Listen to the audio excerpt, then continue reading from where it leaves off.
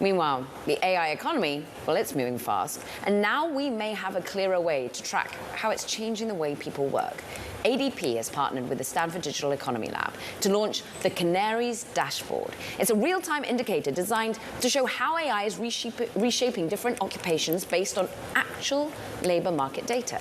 Joining us for more is one of the researchers involved in this project, Nela Richardson, chief economist at ADP, former senior economist actually at Bloomberg. And Nela, present. You are monitoring the present, not the past.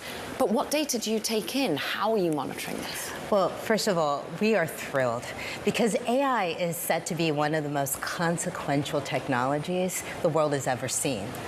And yet, we have very limited ways of measuring impact. And so this is why I'm so excited to partner with Stanford Digital Economy Lab, led by Eric Bjorn-Jolfsen, on these AI indicators, and namely the Canaries Dashboard, which tracks the impact of AI on occupations in almost real time. This is about moving the conversation about AI's impact from what we think to what we know and what we can measure with the data. Nela, there was a section of the labor market that just jumped off the screen at me, and that is the early career workers. These are people aged 22 to 25. And there is I don't know how you would put it, a bifurcation.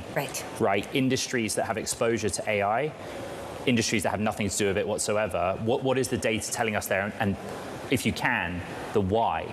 The why. Well, the important part of this data series is that it is able to categorize over 700 occupations by AI exposure in a very granular way. But it's more than that, because it's not just how the AI is affecting occupations, but it's about how AI is affecting workers, people, young career. So we were able to use the demographics in the ADP payroll data and segment it by early career, 22 to 26. And look, AI, you know this as well as anyone, has two different roles in a business context. It can augment, that's the old school story. That's the dinosaur story of technology. How do you, automate work? That's the old school story. The new school story, the frontier, is how to augment. And so what AI does for early career in AI exposed fields, it looks like it's automating certain tasks. So the trick is, how do we move from automation to augmentation and look for those higher value tasks, higher value work. And the result is that in that space, employment is contracting. Right. So for AI exposed careers, there is a contraction for early career in like software developers. So let's take software developers. Since the rollout of ChatGPT in November 2022, this dashboard shows there's been a 20% decline in early career software developers. But when you look at older workers, no decline at all. In fact, you're seeing growth. That shows you that there is a disparate impact here for skills and tasks that are easily automated. You're seeing an effect. That's the early career. But for work where it's more complex, AI becomes a helpmate, a coworker, an augmentation tool, as opposed to an automation tool. Look, this is going to be released every Wednesday after Jobs Week, so it's monthly data.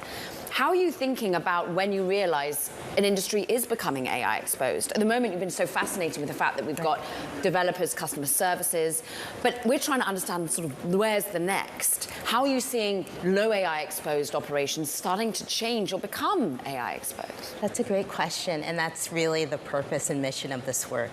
It is to track value creation in real time.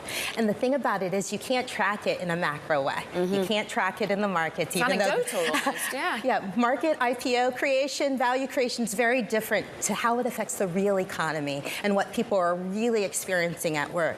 And so at the task level is where you see value creation. And you see that in certain complex jobs. So let's move on from software developers, maybe look at radiologists, where AI becomes a really important diagnostic tool. And you can see that value creation and delivery, helping them concentrate on the work that is necessary for human-to-human interaction, as opposed to simply diagnosing different patterns, which AI is good at. So the key for employers is how to extend human capability, not limit it, not replace it, but extend that capability to new tasks and new value creation. We have a good case study for that. Bloomberg's Romain Bostic just spoke to the IBM CEO about this exact point. Let's listen to what he had to say, and then you can say if it shows up in the data. Okay. Using AI tools now, we can probably add 10 points of profit synergy on day one. Because the amount of time it used to take to move contracts over, to do all of the sales automation, to do all of the revenue forecasting, all of that now using AI can be shrunk down to literally a few weeks.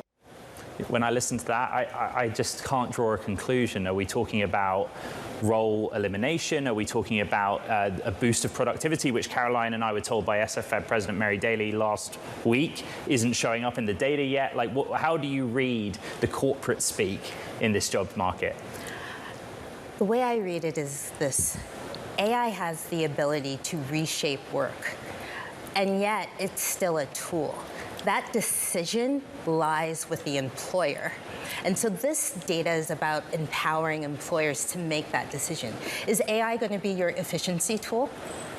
There's a clear case for that. There's a clear use case that AI is making certain work more efficient.